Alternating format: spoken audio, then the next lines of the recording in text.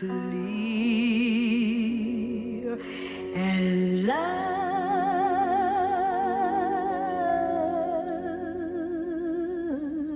brown baby.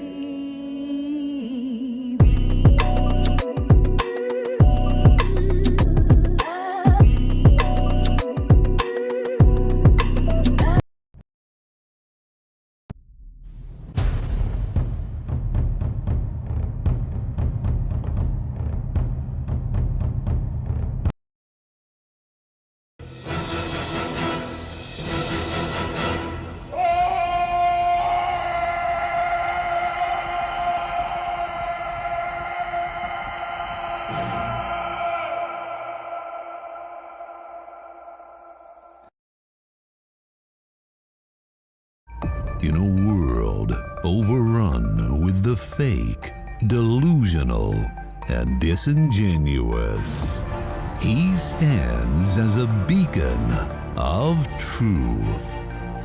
He is Abuki Cabal.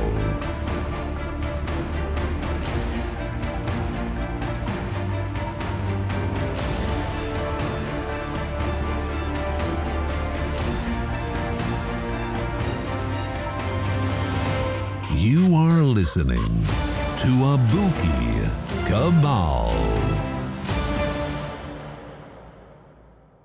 Welcome to the Abuki Cabal Show.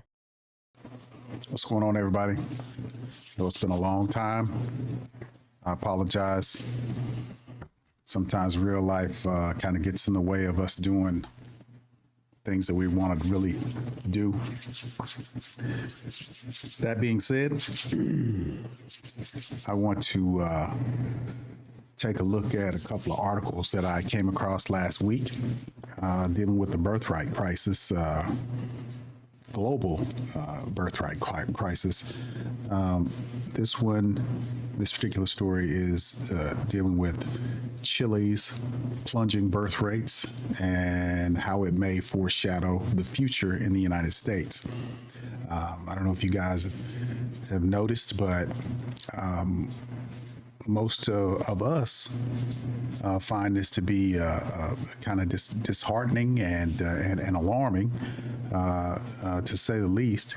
The current trends that are going on worldwide in various nations, and I think, and I don't think that it's illogical to think that this is as a result of Western feminism's influence on these countries. We're exporting this Western feminism, these ideals to these other countries, and we see the detrimental effects that it's having on the birth rates in various countries. Korea, South Korea, Japan, all of the countries, any of the countries that you want to take a look at, it's having a number of effects on it, namely women taking issue with having children and raising families in a traditional manner. They are trying more and more to be like men. If you have them describe it, they're describing their aspirations and their success, their versions of the success, as what is traditionally known in masculine circles.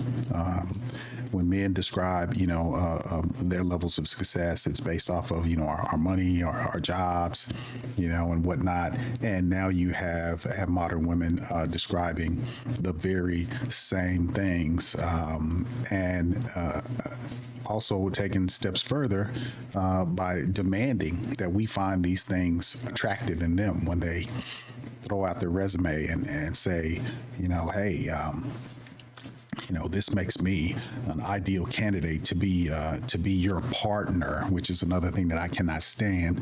No man out here wants a partner, and I know there's going to be some soft, milk toast guys out here that are going to, profess that they would love to have a partner, in life. Now, look, all that partnership crap came from domestic partnerships.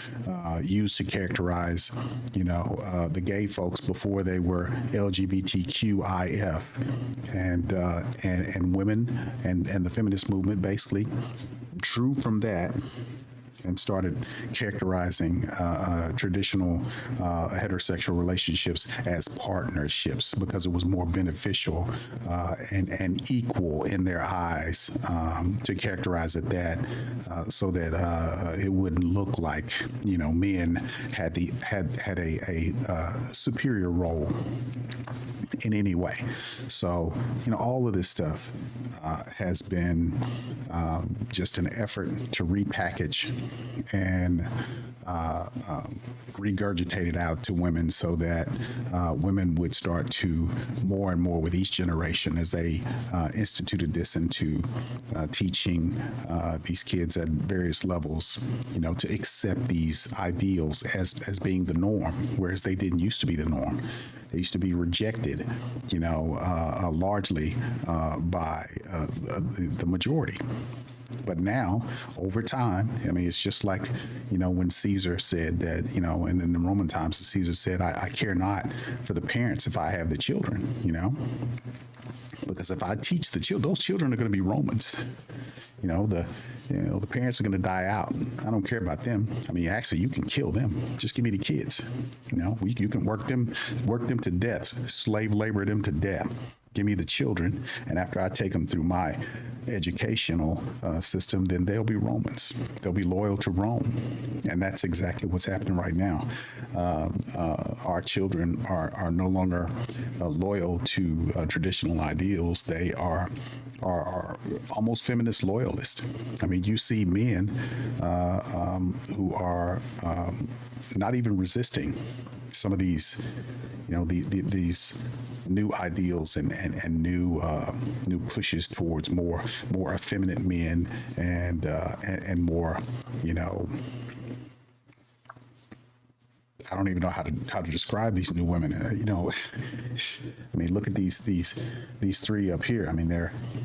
They don't care about being attractive. They look more like tomboys, and there's this dumbed down type of girlish appearance that makes it look like pretty much the girl bosses of Marvel. Not Marvel, but Disney.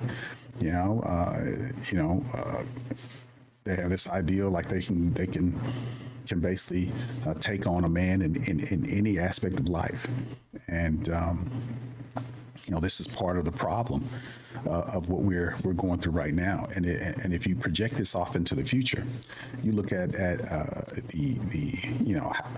the gains that they've made since the 70s up to now, and they would characterize this as success.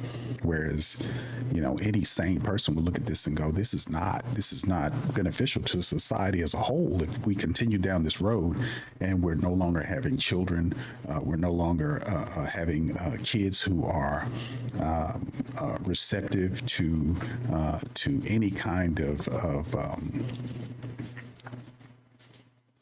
inclusiveness into society. Our kids are more rebellious than ever. You see all of this fighting and all of this just chaos. Almost in every news story. You see women fighting men like they're men. You see, boys out here. I was just on my Facebook. You see boys out here. They just had this red dress festival down in New Orleans, and you had a bunch of black men running around in dresses. They just had another article.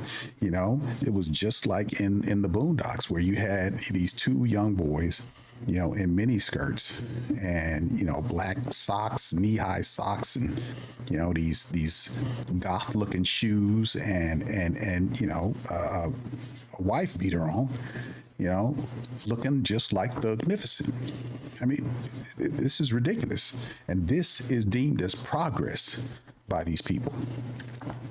But I digress. I could go on, and these articles, we got to cover this. So I get up here to my trusty presentation here. Take a look at this.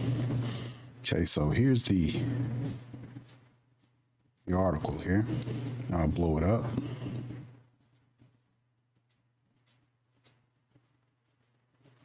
I don't think I can blow it up. Okay, hopefully you can see this, but basically it shows these young ladies here, just like on the thumbnail. And it says Chile's plunging birth rate may foreshadow the future of the United States. This is August the 3rd, okay, by Brian Mann on NPR. Okay, so here we have, this is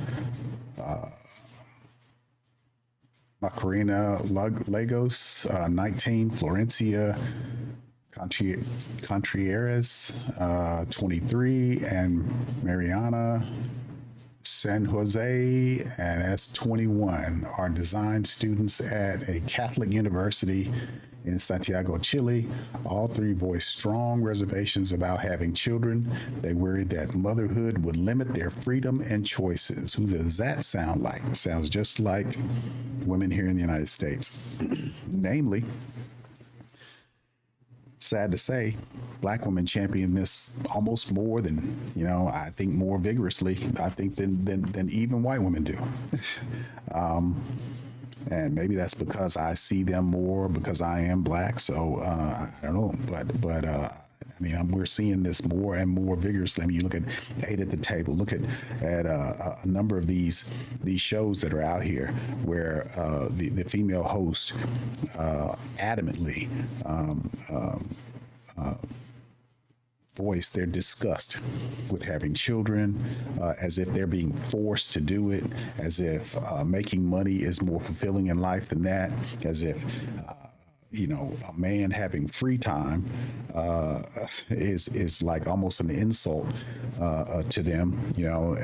These women characterize themselves as what I call them the new overseers. They want to basically stand over a man and crack the whip and say, mush, get out there and work, and they see themselves as planners, as managers. I don't know where this came from. Well, I do know where this came from. This came from, again, he came from Rome, Okay.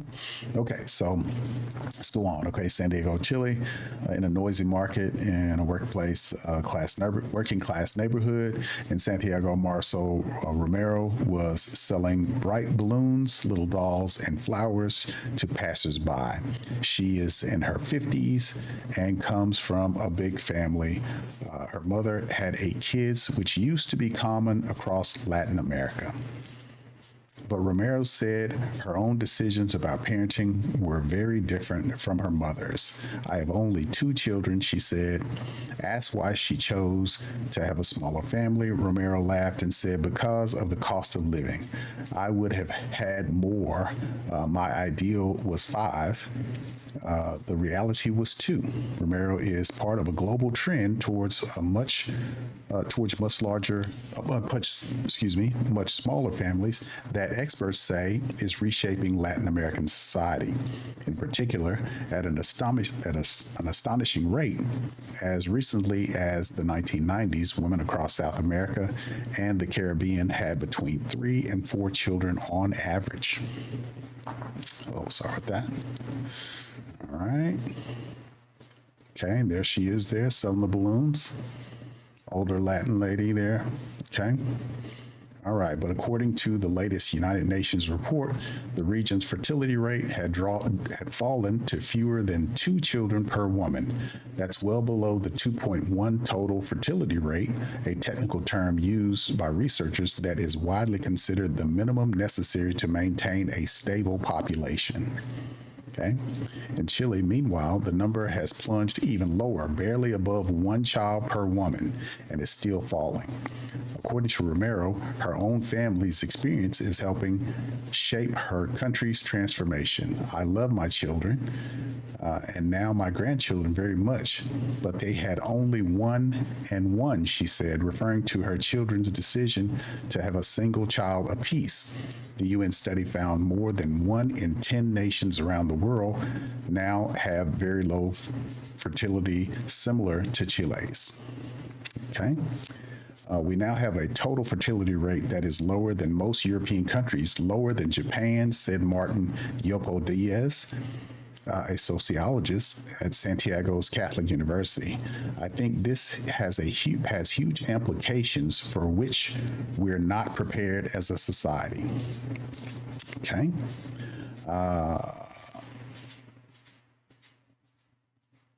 All right, Yopo Diaz and other experts think life in these countries will change fast as populations age and eventually begin to shrink. Key social systems for the economy, to the labor market, to pensions are based on principles that there will be new generations to replace the old ones, she said. But now we see that principle is no longer something that we can, take as a given, okay?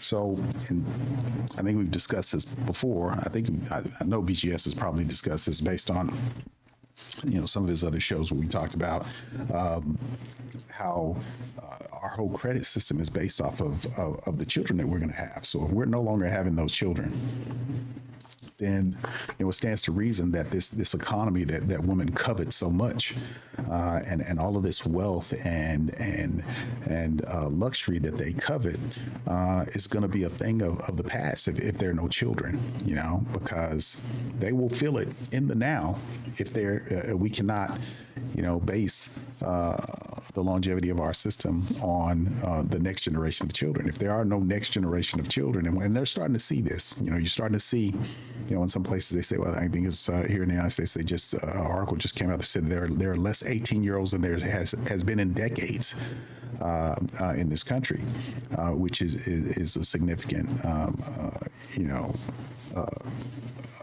situation. If they're closing, schools because there aren't as many applicants, if there are not as many children in there, that the banks have an entire system that's put together that basically makes projections. And I can't remember what it's called, but I also read this in another article where they were talking about this. And I think it was on Bloomberg where they were talking about this, and these things are being factored in. So there are star chambers that exist where people are talking about these things. But you have people who, men take these things into consideration with regard to running state and local governments, the federal government, and geopolitics, because we have to take these things into consideration. But when you're thinking on a micro scale and not a macro scale, you don't take these things into consideration. You just care about what's going on right now. And that's why there are fundamental differences between how men govern and how women govern. And that's not to say that we don't have women who are looking at this problem, as indicated by Martina Yopo Diaz here.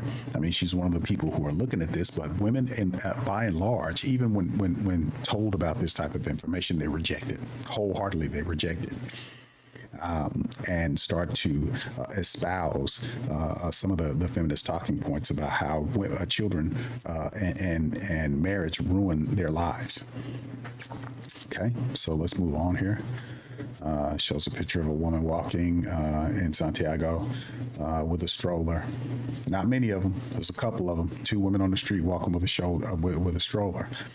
Okay, so in many ways, Chile's rapid demographic shift mirrors and possibly foreshadows population trends and the growing debate over birth rates emerging in the United States. In both countries, experts say affordability is one key factor driving starkly different decisions about family size.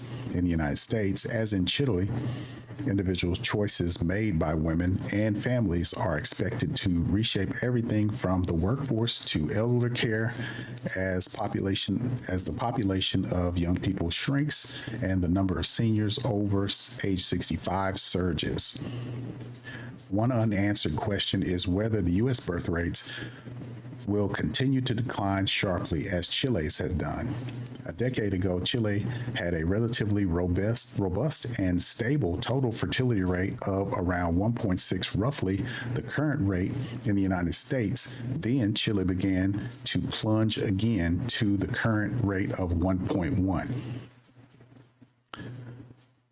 What we see as a new phenomenon are these very low fertility levels, said the UN's Cantarova. It's difficult to predict whether some of these very fast declines will be happening all over the world. Last year, the U.S. fertility rate reached its lowest level ever recorded, according to the Centers for Disease Control and Prevention. It's not certain the U.S. will keep dropping, or will drop as rapidly, but Yopo Diaz thinks declines in family size are likely to continue and may accelerate in many parts of the world. She says, I think is definitely the future, a demographic transformation that's here to stay. Yopo Diaz says, most countries around the world are not going to be able to turn around their fertility decline. Okay, shows a woman here, shows the young lady here again. You know, she's in a Catholic, she's in a Catholic university. Catholic universities are usually pretty conservative, and she has on pretty much goth attire. Okay, black everything. The sharp edges on the eyes, the eye makeup, whole 9 yards. Indicative of the cultural shift, I think, in women, where there's this rebelliousness that has come out, and it is a rejection of everything that has traditionally been associated with femininity and with a woman's duty in society. And I think this is going to be a highly detrimental development in the future.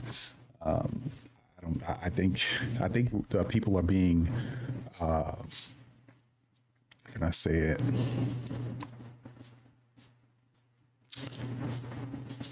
They're trying to be as optimistic as they can be about the trends and what they're pointing to. And I think there's a hope that this can be turned around, but I don't think it's going to turn around. I think that the shift is basically based on not necessarily a lot of these of the women when asked are speaking as if it's just a necessity on a basic scale, but I don't think it's necessities on a basic scale. I think it's more towards excess. There's a lot of greed that's pushed into this. People don't want to live a normal life. Well, I don't want to say people. Women don't want to lead a normal life.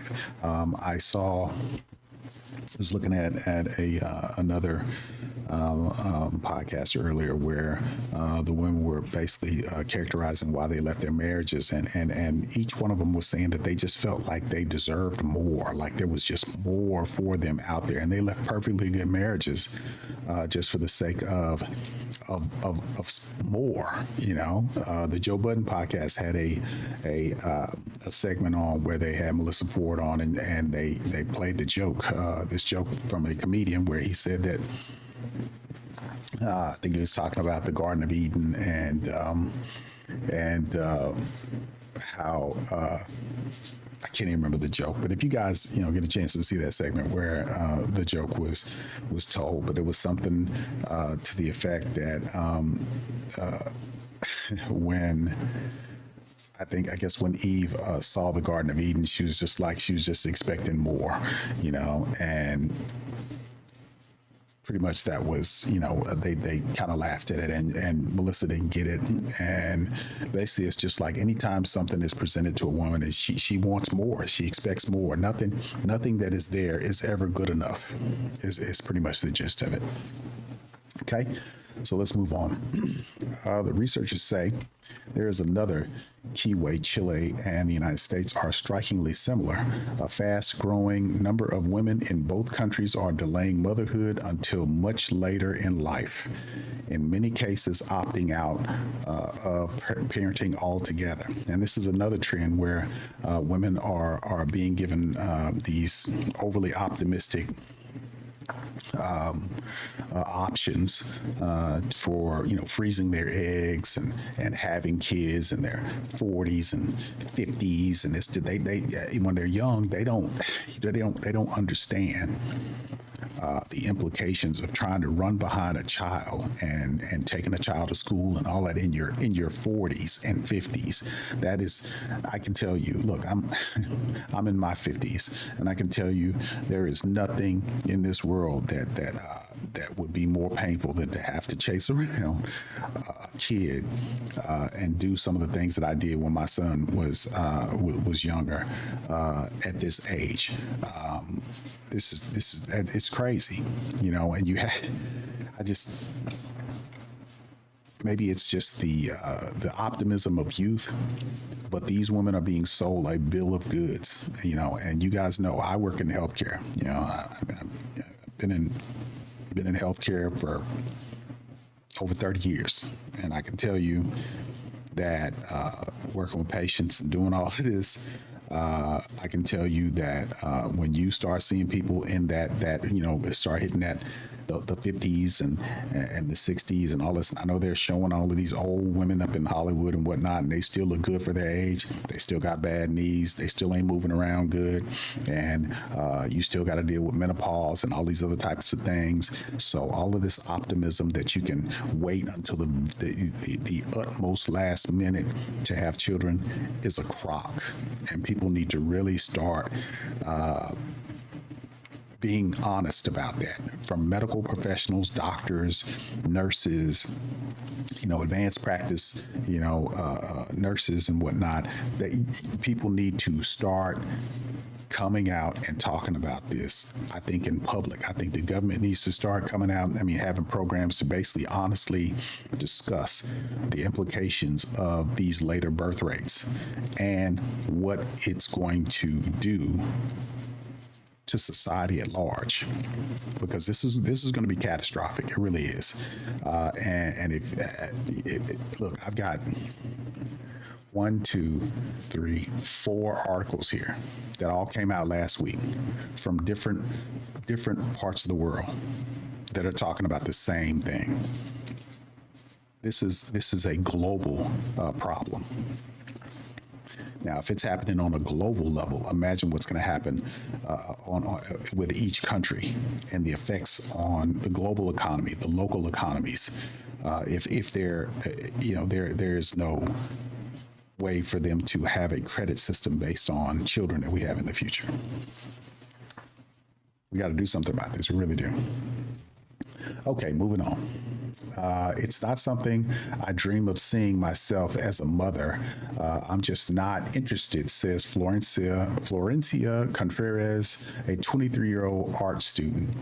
I don't want it to sound ugly, but I feel like it's a burden. Contreras spoke with NPR on the streets in Santiago, where she was walking with her friends and fellow students, Mariana San Jose,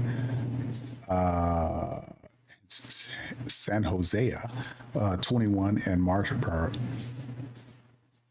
Macarena Lagos, 19, who also voiced deep reservations about the impact of motherhood might have on their lives. I don't want kids either.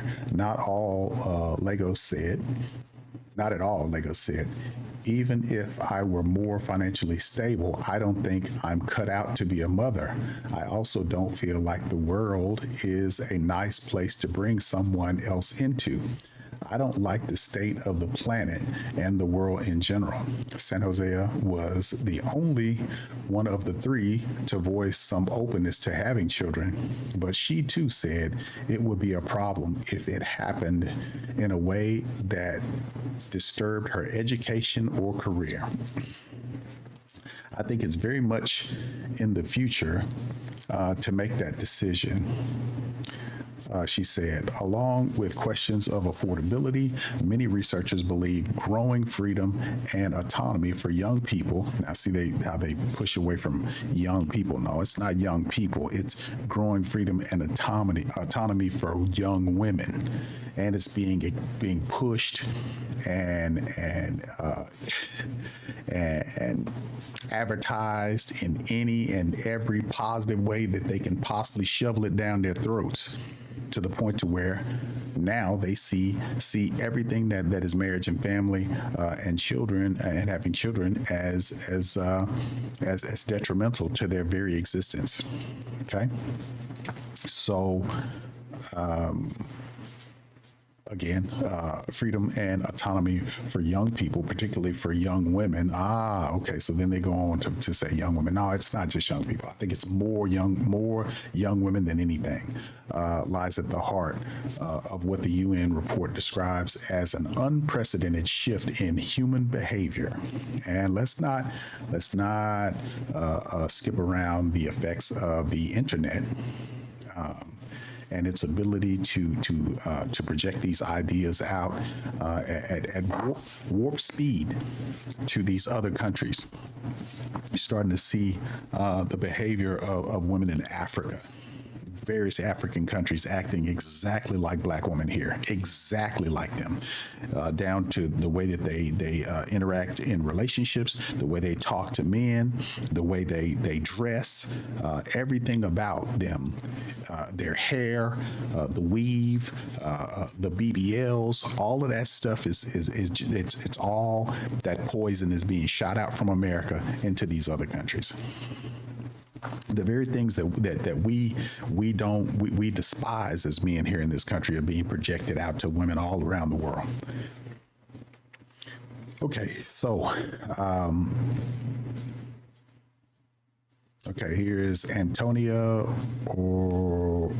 Oriana, 35, of Chile's Minister of Women and Gender Equity in Santiago on May 13, 2025.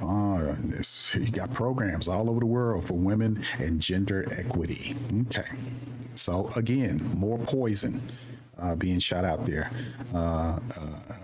More of the Disney princess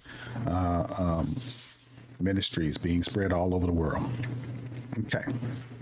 So Antonia Orwellia, Minister of Women and Gender Equity in Chile's progressive government, said rapid changes playing out in Chilean society are challenging, but should be viewed less as a crisis and more as a result of hard-won progress. That sounds very, very feminist, don't you think? The feminists are declaring victory, just at the cusp of civilization, looking like it's going to have a severe upheaval for the worst. And feminists are saying, yeah, more of that shit. Okay? God. We have to discuss this demographic shift as a government who has a commitment with the feminist ideas. Oriana told NPR, we have now more women studying in higher education, technical schools, and universities than ever, and we have almost erased the teen pregnancy within the last 20 years. These positive trends, the rise of women in education and the workplace, and a rapid drop in adolescent pregnancies also mirror mirror what's happening in the U.S. and in many parts of the world. According to Vladimira Kantrova, the UN chief population scientist and co-author of last month's report, there has been a very fast decline in adolescent childbearing in Latin America, and Chile is one example of it. Kantrova said, I would say it's one of the major success stories in the population health worldwide over the past 3 decades. All 3 of these people that they're talking to are women, okay? Keep that in mind. This is indicative of the takeover of feminists in science, sociology, psychology, and education, okay? So with those 3, that trifecta, you can effectively inject your propaganda into any society that you control those 3.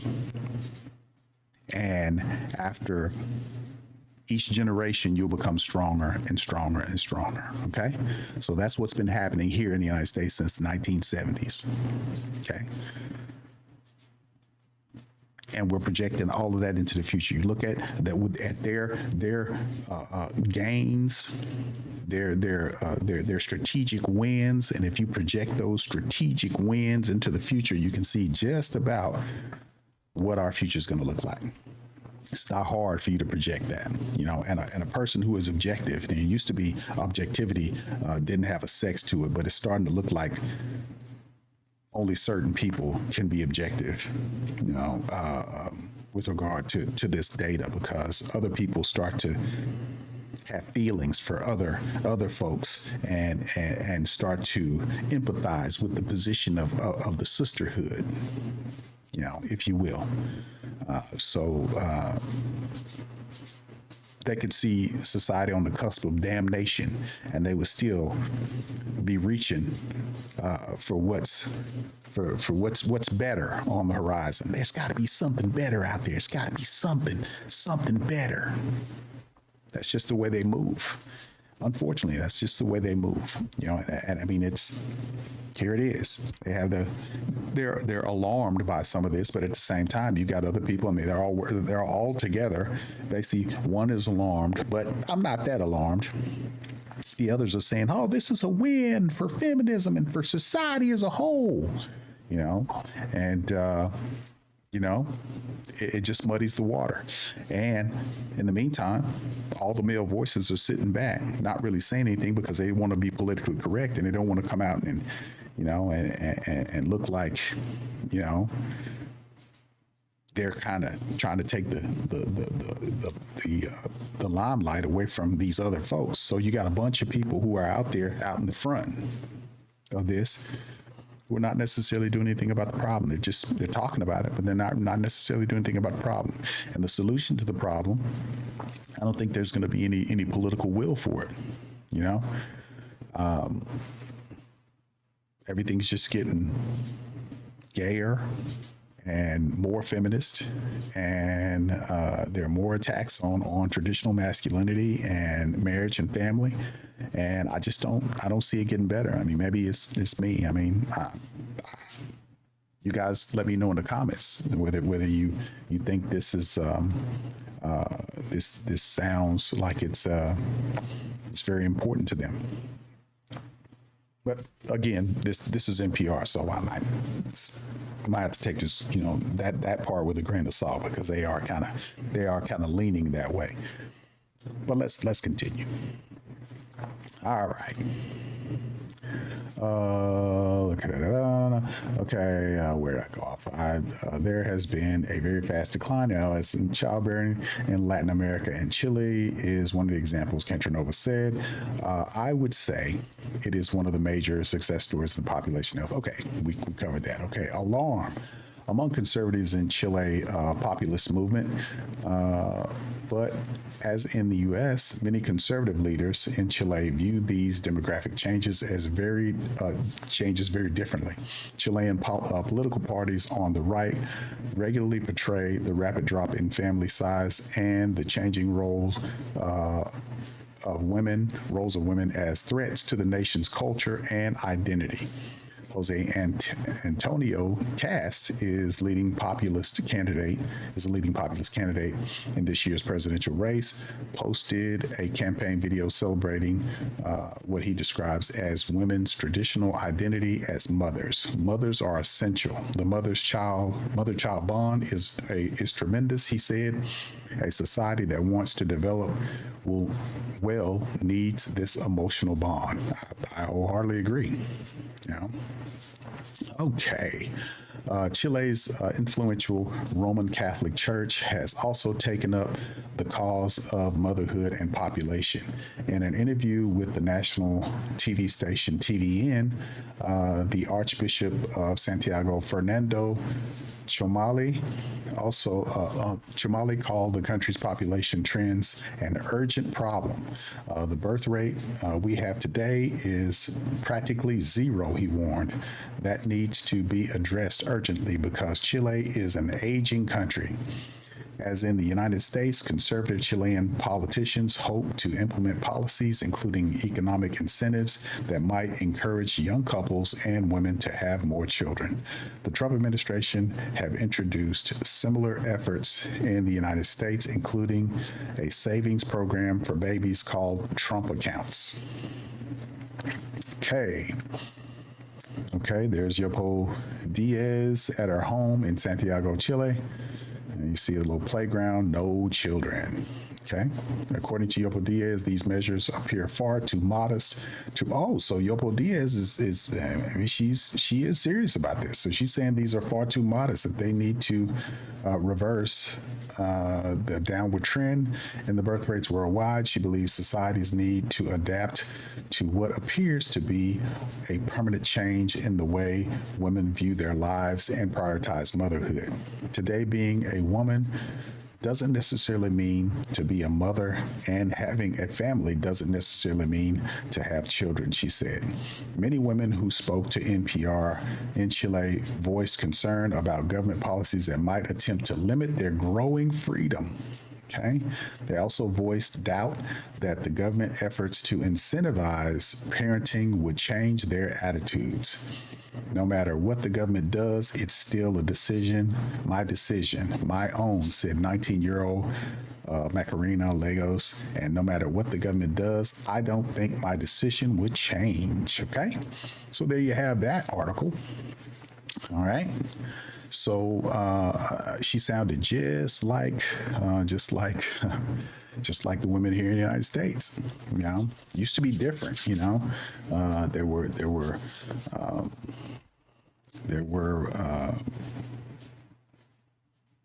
blocks from this information basically leaking into these countries, i.e. borders and distance and whatnot. So there were differences in the woman from country to country, state to state, and whatnot. Now those boundaries are gone, So what you're going to start to see is that women everywhere are going to start acting the same way.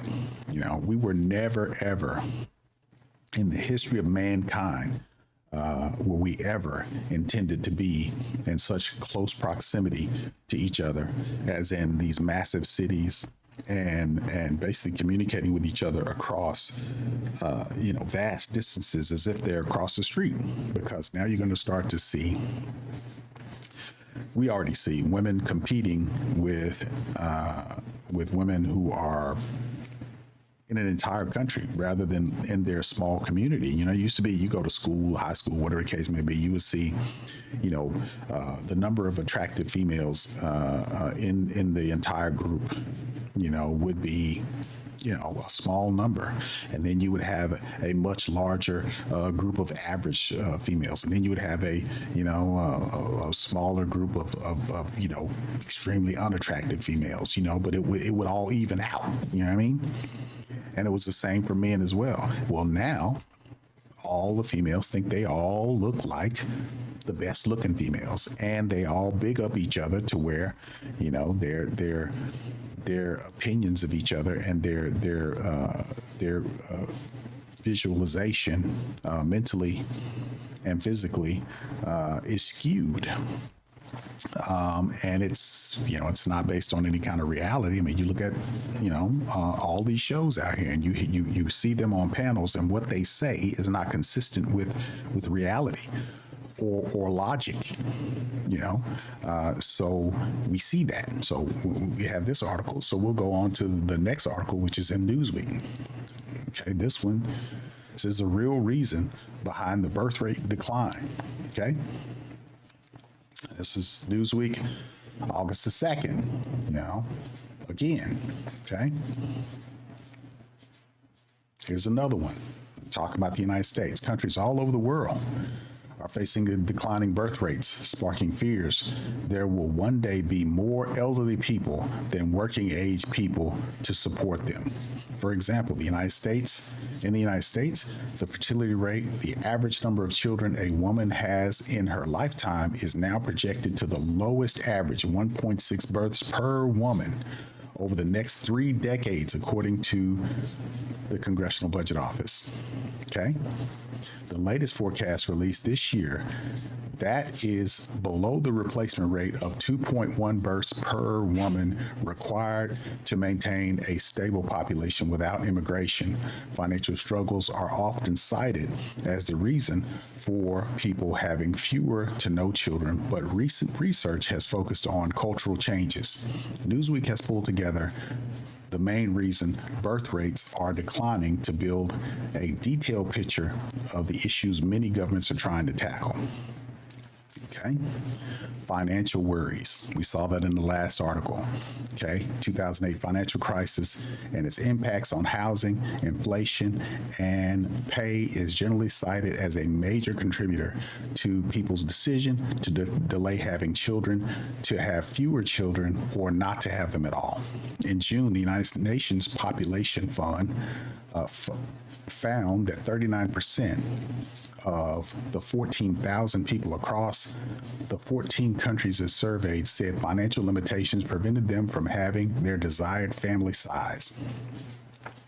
Young people overwhelmingly report worries and uncertainty about their futures. Many expect to experience worse outcomes than their parents did, the report said. Their concerns about climate change, economic instability, and rising global conflicts will be reflected in the choices they make about raising families. The U.S. President Donald Trump's administration has taken steps to try to tackle the concerns, including a White House exploring giving women baby bonuses of $5,000, according to an April report in the New York Times. Okay?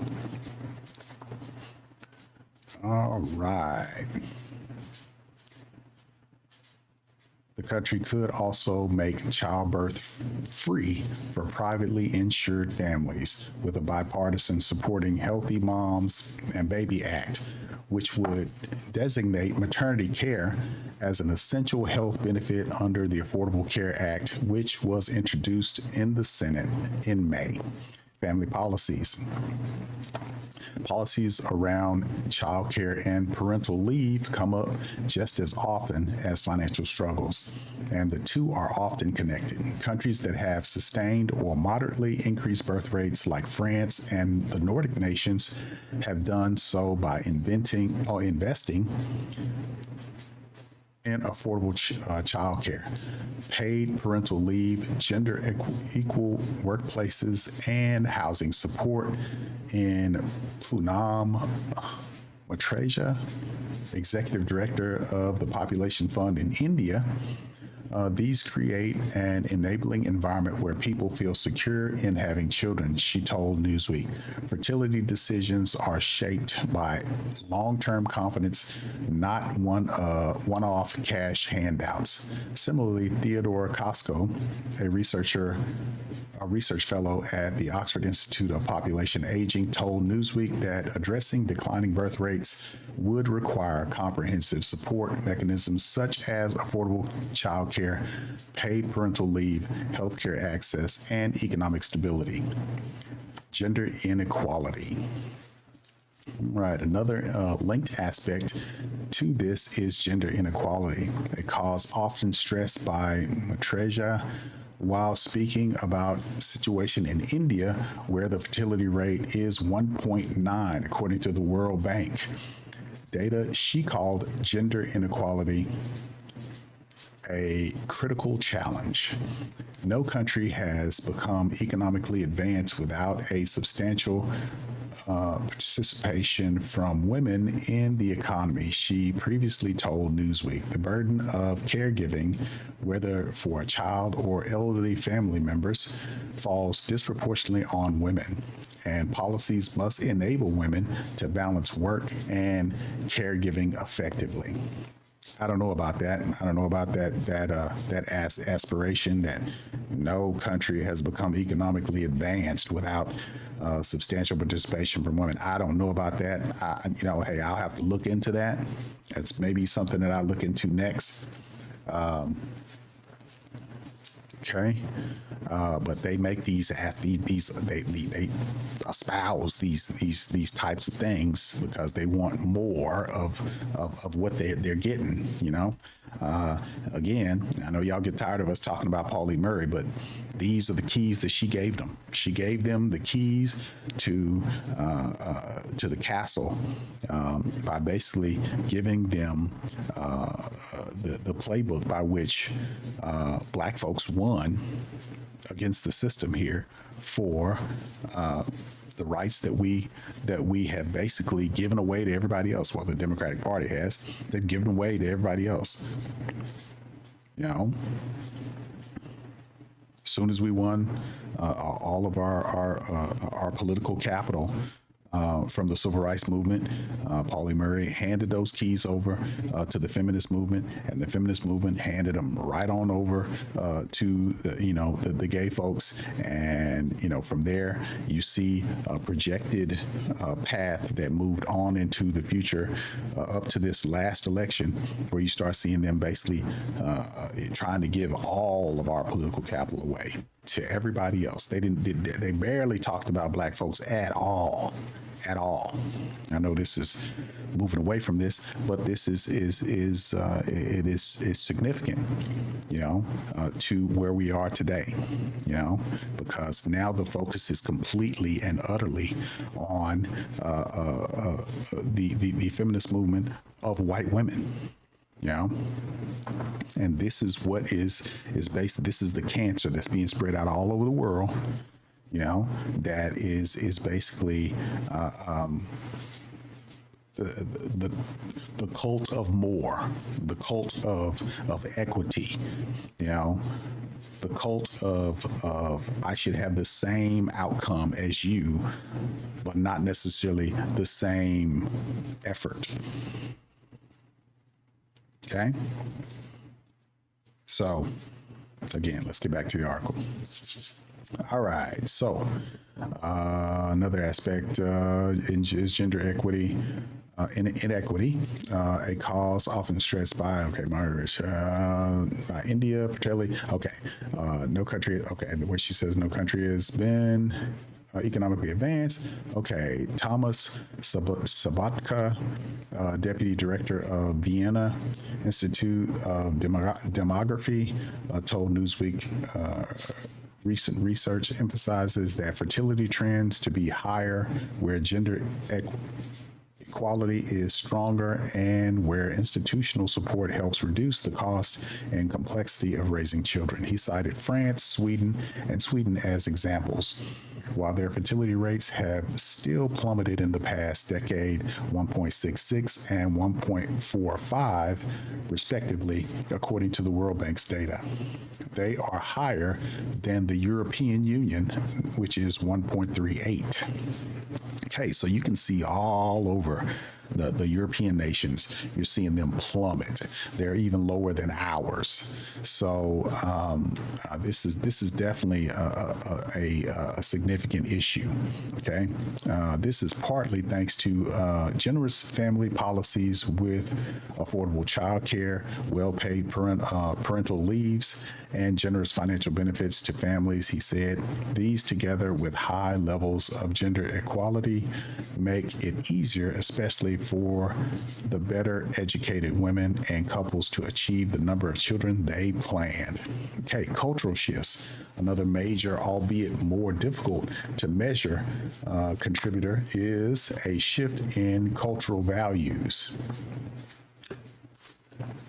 A new study conducted by academics affiliated with the National Bureau of Economic Research, published last month, found that short-term changes in income or prices cannot explain the widespread decline in fertility, but rather there has been a broad reordering of adult priorities, with parenthood occupying a diminished role. Authors Melissa Chinetti, Kearney, an economist for the University of Notre Dame in Indiana, and Philip B. Levine, an economist for the Wellesley College in Massachusetts, found there have been changes in how much value people place on different life choices, generally reflecting a greater emphasis on personal fulfillment and career. Selfishness, in quotes. They didn't say that. I said that. In selfishness. Okay? All right. Authors Melissa Chinetti, Kearney, an economist. Okay. I already did that. Okay. Personal fulfillment and career. Okay. These include the fact that most women in high-income countries now work, while it was previously reasonable to consider having children as a widespread priority for women, but they do not attribute this to whether women work at all after they are married or have had their first child, but rather the tension between the lifetime career and the way motherhood interrupts or alters that lifetime career progression. Kearney and Levine also spoke about changes in preferences in general, citing several surveys they reviewed that show that more people say having a career they enjoy and close friends is extremely or very important than those who say the same about having children. They also mentioned changes in parenting expectations, with it becoming more resource and time intensive than before, a reduction in marriages' access to effective contraception, abortion policies, fertility and infertility treatments. These reasons became clear when Newsweek looked at Norway, which is considered a global leader in parental leave and childcare policies, with the United Nations Internal Children's Fund ranking it among the top countries for family-friendly policies. Norway offers parents 12 months of shared paid leave for birth and an additional year each afterward. It also made kindergarten similar to the United States daycare, a statutory right for all children age 1 or older in 2008. Yet Norway's fertility rate has dropped drastically from 1.98 in 2009 to 1.44 in 2024, according to official figures. The rate for 2023 was 1.40. The lowest recorded fertility rate in the country. Newsweek spoke with several local experts about Norway, and all cited recent cultural changes, including lower rates of couple formation for those in their 20s, young adults being more likely to live alone, and the demands of modern parenting. What is the solution? Okay, the short answer is there is no easy fix. Kearney and Levine said that in their report, there is no single policy lever that will reliably boost fertility. Kearney and Levine's main call to action is to widen our lens when discussing fertility. There is still so much more we need to know before we can provide something resembling a definitive answer, they said. Policies like parental leave and child care subsidies, baby bonuses, etc., are much easier to implement and have the potential to affect fertility more rapidly if they were effective. Levine told Newsweek changing the social condition that encouraged the family formation is more difficult and takes longer to accomplish. Okay, so that's the end of that article. So as you can see, this is a big deal, and you see various agencies from the United Nations to the World Bank to different organizations, the United Nations Population Fund.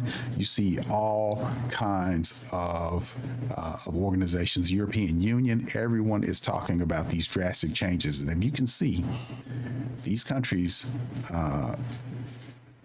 that have been around for a long time, and are having major problems with birth rate declines. Okay, so that's the second article. Okay, so I'm going to move on to Japan.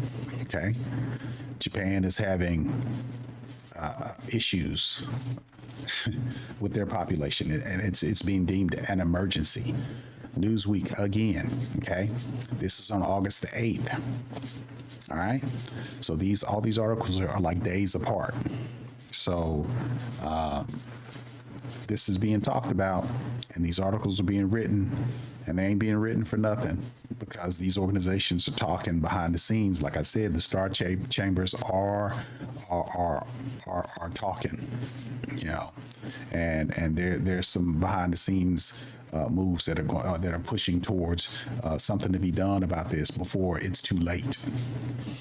So meanwhile, all these people out here talking about, folks having $100,000 and to date and eating steak and shit every day. That's not very smart for the most educated to be focusing on. Okay. So Japan logged its fewest births on record last year, more than twice as many deaths, according to a new government report, with Prime Minister Shigeru Ishiba calling it a quiet emergency. Newsweek has reached out by email to the Minister of Internal Affairs and Communications with a request for comments outside of office hours. Why it matters. Japan continues to post grim demographic milestones as birth rates decline and as population shrinks. The country's total fertility rate, or the average number of children a woman is expected to have, has failed to 1.15 in 2024 and 1.2 the previous year, despite extensive local and central government incentives and some of the world's most generous parental leave policies. The shift has come amid economic anxieties over changing attitudes towards families among younger generations. This rising cost of living and child care burden that disproportionately falls on mothers. Japanese policymakers have warned the country has only until the end of the decade before the trend becomes irreversible. Okay? This is not unlike the conversation that's being had in South Korea. People are talking about irreversible population decline. This is the second country that I've heard that come out of. This is significant, okay? All right, what to know. According to the data released Wednesday by Japan's Ministry of Internal Affairs and Communication, the country's population fell by 908,574 people in 2024, the 16th consecutive year of decline. Births totaled 686,061, the lowest since records began in 1899, while deaths reached 1.6 million. Japan's worrying population trend. Okay. All right.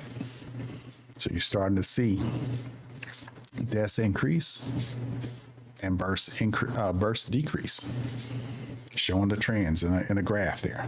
Okay. I'll put all of these articles in the description so you guys can go through and check them out. Japanese nationals aged 65 and older now account for 30% of the population, while the working age group for those aged 15 to 64 dipped to approximately 60%. Okay. All right. Japan now has the world's second highest population, second highest proportion of elderly citizens after Monaco, according to the World Bank. There you got. You hear that? The World Bank yet again. Okay. So financial institutions are taking note of this. Okay. The number of foreign residents climbed to a record 3.6 million as of January the 1st, representing almost 3% of the overall population. To address labor shortages in sectors such as elder care and manufacturing, Japan has begun easing its strict immigration rules. The reforms aim to triple the foreign workforce by 2040, allowing more workers to stay longer and bring their families. Okay, Japan is not alone facing such demographic pressures.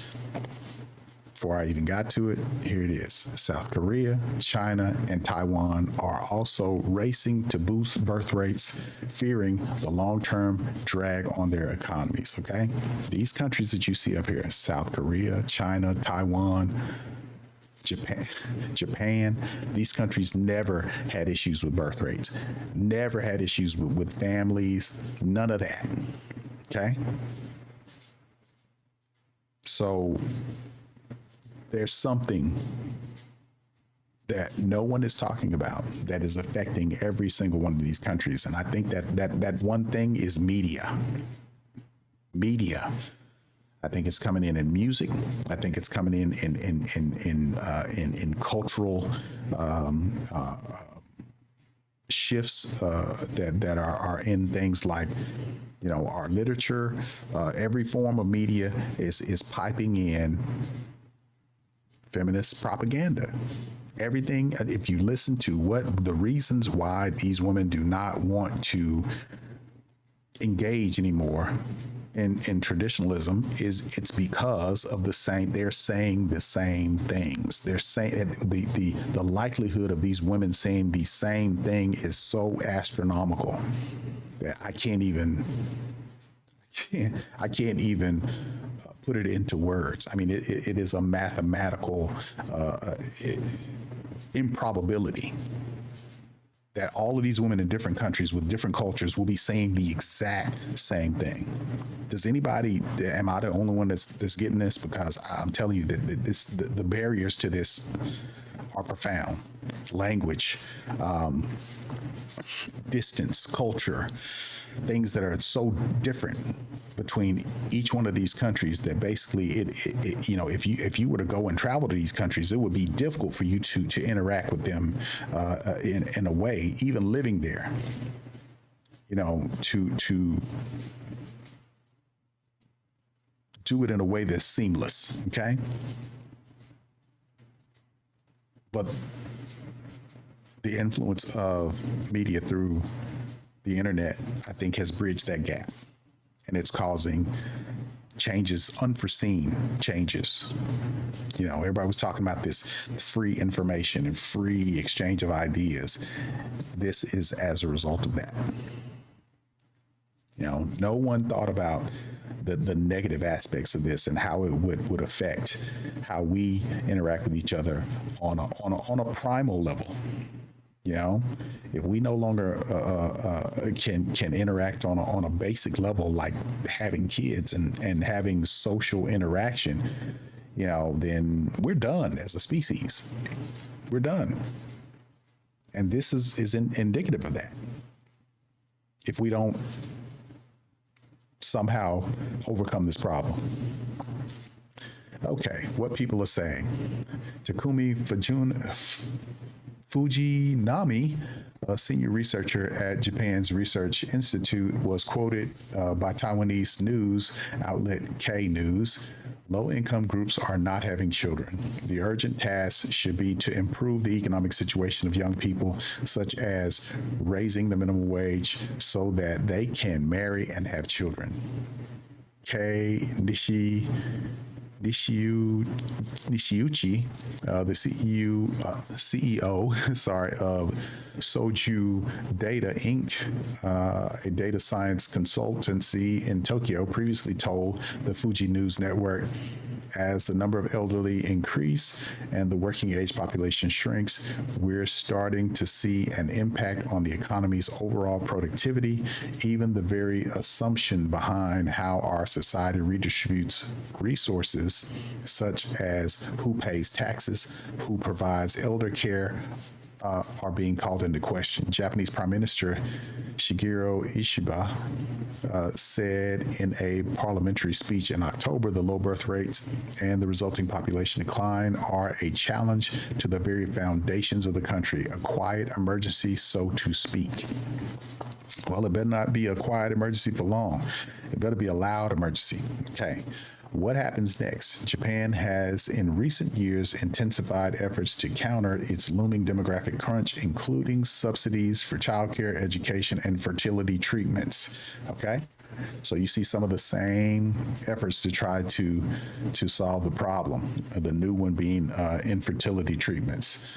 You know, we might start seeing older women trying to have kids. You know, we might start seeing a lot of folks, you know, surrogates and whatnot.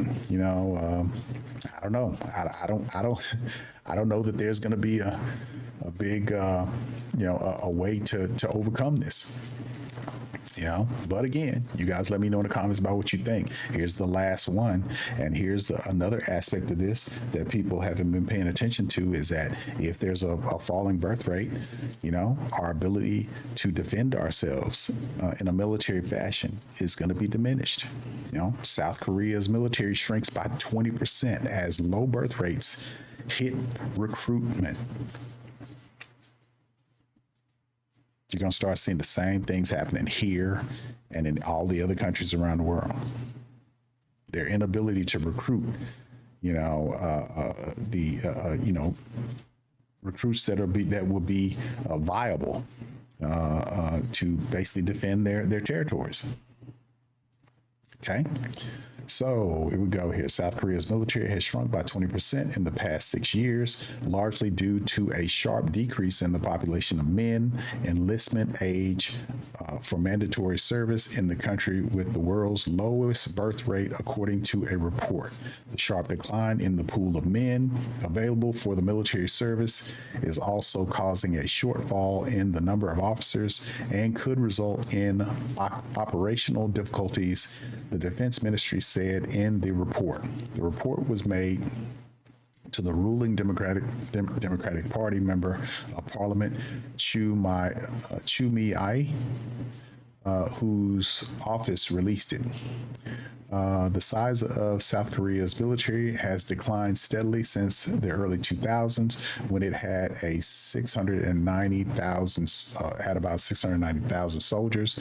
The pace accelerated during the late 2010s, and there are now about 450,000 troops.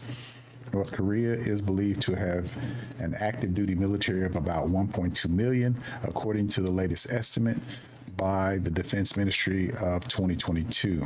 The population of 20-year-old men in South Korea declined between 2019 and 2025 by 30% to 230,000, according to the government data. 20 is the age when most men who pass a physical exam enlist for the military service. South Korea is one of the world's fastest aging societies and has the lowest fertility rate in the world at 0.75 in 2024, which signifies the average number of babies a woman is expected to have during her reproductive life. Its population, which hit a peak of 51.8 million in 2020, is expected to shrink to 36.2 million by 2072, according to a government projection. The country's armed forces have cited improved capabilities as a key reason for shortening the service periods, made possibly by military alliance with the U.S. and the development of a defense industry that has become a big exporter of arms. Able-bodied men served 36 months in 1953 when the Korean War ended in an armistice. South Korea's defense budget at more than 61 won in 2025 is larger than the estimated size of the North's economy. Still, the country's military is 50,000 troops short of the number deemed adequate for maintaining defense readiness, the ministry said. About 21,000 of the shortfall is in the non-commissioned officer ranks, it said. Okay. All right. Well, that was a short little article from The Guardian, but a significant one. So, like I said, there is a lot going on in these articles, and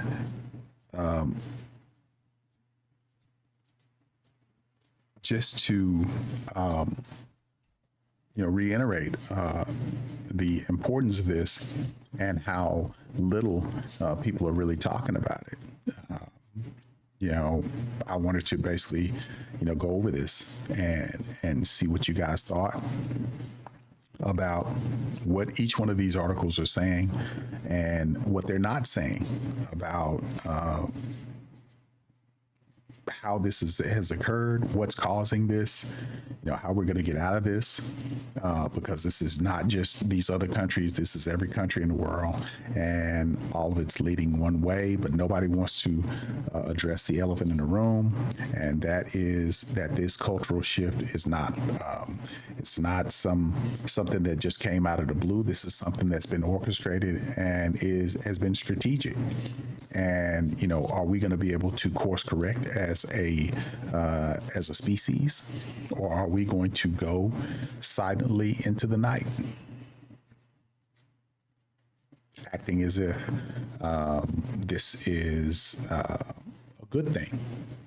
As one of the ladies was saying in one of the articles, that this is just something that we're just going to have to live with all the way into extinction.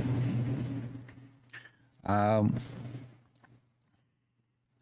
just I don't know what to say about it. I really don't. It is really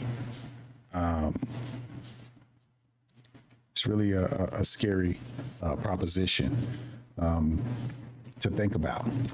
But what I see in these girls is I see the same look in the ladies here. When you start talking about it, when you're looking at these different shows, you look at Eight at the Table, you look at Melissa Ford when she's talking on her, on the Joe Budden podcast. You look at all of these women on each one of these podcasts, and you look at their faces when you talk about traditional roles and being married, and when they talk about their mothers and their grandmothers, and all they can manifest is pain when considering what happened that brought about their existence. All I can see is that it was, they almost characterize it as if it was something done against their mother's will. There was no love in it. There was nothing good about it. And pretty much they're so opposed to it that they don't even want to bring another life into the world that is in a position that they're in, which is to be able to go to school, to be able to make life choices, to have autonomy. They don't even want to provide that to another human being. And that is crazy. That is crazy. It is hard to even take in that you have that our young folks have become so selfish and so self-centered and so narcissistic that they don't even want to procreate. But we've seen this before. This is the mouse utopia before our very eyes. This is what was predicted in the mouse utopia. You know, we have so much food, we have entertainment, we have everything that we could possibly want. And now all we want to do is just lay up on our asses and do nothing and just basically just live in excess, you know. And what this makes me think of is, you know, anytime you see like a movie with the Romans on it and whatnot, you see some fat ass Roman sitting up there gluttonous, you know, somebody holding grapes over their mouth, and they're just eating and just looking just like Jabba the Hutt, looking like they got, you know, yeast under their fat rolls, you know, and they're just sitting up there just basically being fed to death.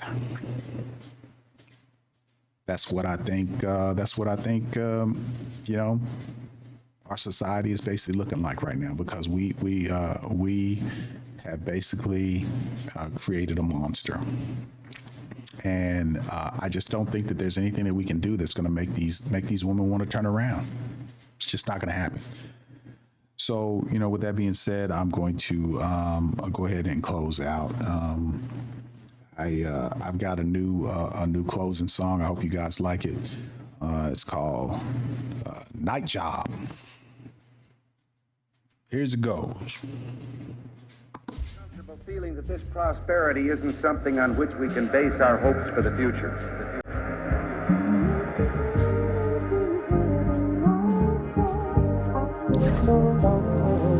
And yet our government continues to spend $17 million a day more than the government takes in.